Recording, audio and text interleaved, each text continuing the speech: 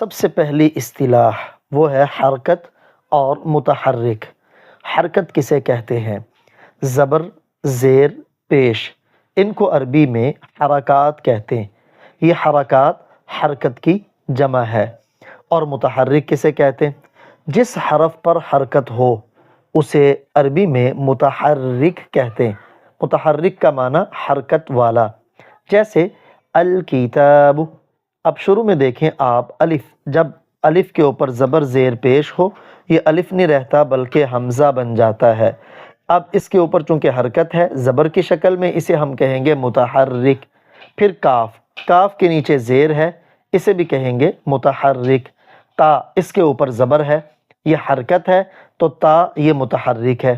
با، اس کے اوپر پیش ہے اور پیش کو عربی میں حرکت کہتے ہیں۔ ہم سے کوئی پوچھے با متحرک ہے یا ساکن تو ہم کہیں گے با متحرک ہے۔ ایسے ہی متقین میں آپ خود اس چیز کی پریکٹس اور مشق کریں۔